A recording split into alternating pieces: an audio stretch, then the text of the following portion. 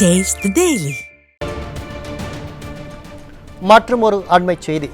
சென்னை தாம்பரம் மாநகராட்சிக்குட்பட்ட 19வது வார்டில் தேங்கியிருக்கும் மழைநீரால் அப்பகுதி மக்கள் அவதியடைந்து வருகின்றனர். இது குறித்த விவரங்களை செய்தியாளர் மணிகண்டன் வழங்க கேட்கலாம். வணக்கம் மணிகண்டன், கூடுதல் தகவல்கள். வணக்கம். தாம்பரம் மாநகராட்சிக்குட்பட்ட 19வது வார்டில் தேங்கியிருக்கும் மழைநீரால் இப்பகுதி மக்கள் கடும் அவதியுற்று வருகின்றனர்.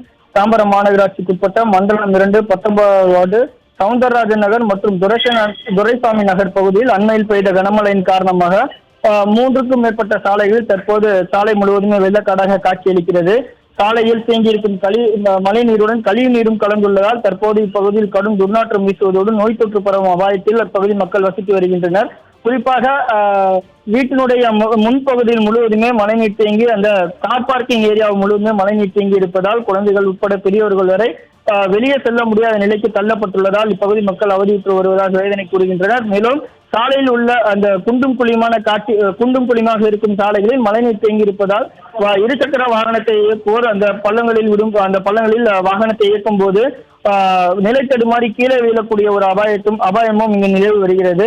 தாம்பரம் மாநகராட்சியினுடைய கடைசி பகுதியாக இருக்கக்கூடிய இந்த கீழ்கட்டளை பகுதியில் இருக்கக்கூடிய 19வது வார்டு ஒரு கைவிடப்பட்ட ஒரு பகுதியாகவே பார்க்கப்படுகிறது. காரணம் என்னவென்றால்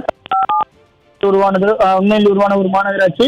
இந்த மாநகராட்சியில் தான் அந்த கீழ்கட்டளை பகுதிகளுக்கு உட்பட்ட 19வது வார்டு பகுதி இருக்கிறது. ஆனால் எந்த விதமான அடிப்படை வசதியும் செய்யவில்லை என மக்கள் குற்றம் சாட்டியிருக்கிறார்கள். குறிப்பாக இப்பகுதியில் உள்ள சாலைகள் முழுவதுமே குண்டும் குழியுமாக காட்சியளிப்பதால் விபத்துகள் ஏற்படும் நிலையில தற்போது மழைநீர் அண்மையில் பெய்த கனமழையின் காரணமாக மழைநீர் தேங்கியிருப்பதன் காரணமாகவும் மழைநீருடன் கழிவுநீர் தேங்கியிருப்பதன் காரணமாகவும் இப்பகுதியில் கடும் சுகாதார சீர்கேடு இழந்துள்ள நிலையில் தாம்பரம் மாநகராட்சி ஆணையர் துரிதமாக செயல்பட்டு இந்த பகுதியில் மழைநீரை வெளியேற்றி பொதுமக்களுடைய சுகாதாரத்தை பேணி காக்க வேண்டும் எனவும் இப்பகுதி மக்கள் வலியுறுத்தி இருக்கிறார்கள்.